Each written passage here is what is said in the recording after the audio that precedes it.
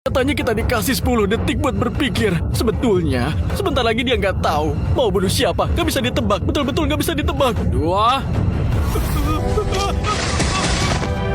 3, 4. Menteri Dalam Negeri bersedia setiap pada Yang Mulia Pangeran. Membantu Yang Mulia Pangeran naik tahta.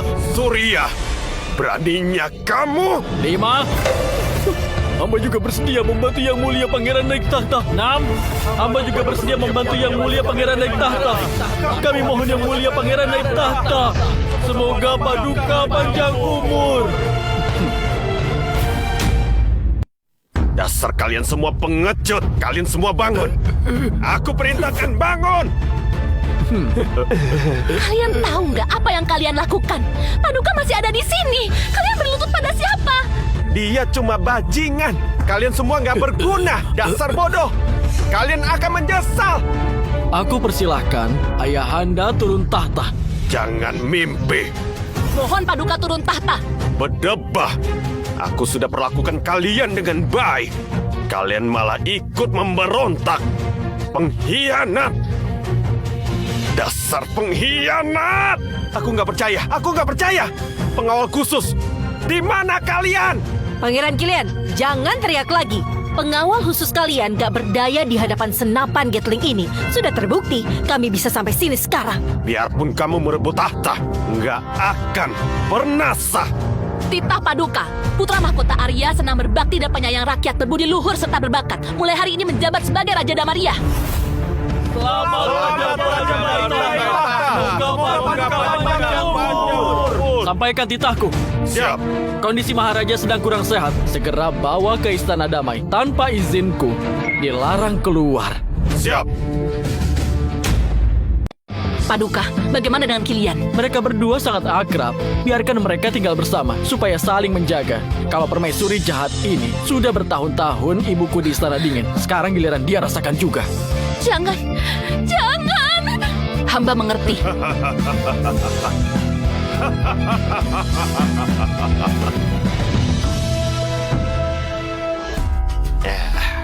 Bagaimana?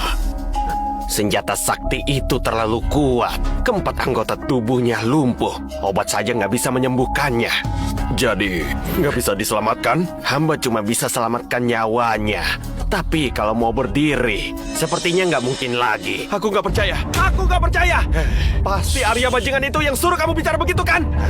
Dia sekarang sudah jadi Paduka. Paduka apa? Dasar nggak tahu diri. Paduka Damaria ada di hadapanmu. Orang yang kamu maksud itu pengkhianat. Ilmu pengobatan hamba terbatas. Sungguh nggak mampu berbuat apa-apa. Silakan cari tabib lain yang lebih ahli. Berhenti. Aku perintahkan berhenti. Gila. Semuanya gila. Pengkhianat. Suatu hari nanti akan kubunuh kalian semua. Ayahanda, tamatlah aku. Aku cacat, Ayahanda. Anak durhaka itu memaksa naik tahta cuma senang sesaat. Aku sudah memerintah bertahun-tahun di dalam dan luar istana. Para pejabat yang setia padaku nggak terhitung banyaknya. Nanti kalau ada kesempatan merebut tahta kembali, bukan hal mustahil. Saat itulah aku pasti cari tabib terbaik buat mengobatimu supaya kamu kembali seperti semula.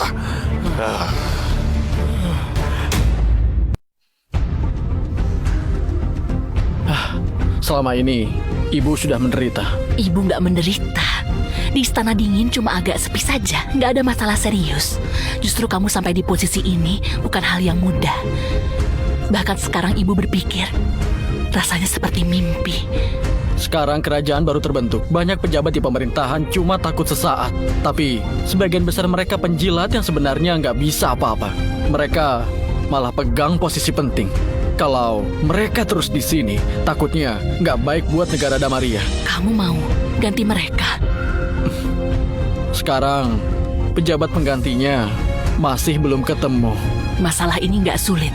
Ayahmu berpikiran sempit, nggak mau dengar nasihat. Dulu ada banyak pejabat senior yang setia dan bekerja demi negara. Karena terlalu jujur, ayahmu nggak senang. Beberapa kali dia mau bunuh mereka, tapi aku mencegahnya. Jadi mereka merasa berutang budi, meski mereka selamat. Tapi kebenciannya pada ibu malah makin menjadi. Setelah ibu diasingkan ke Istana Dingin, para pejabat senior itu juga sebagian besar dipecat. Kalau mau mengangkat mereka lagi, ibu bisa bantu hubungi mereka. Kalau begitu, terima kasih Ibu. Katanya Permaisuri Sri orang yang bijak dan langka. Sekarang setelah aku lihat sendiri ternyata memang benar. Betul.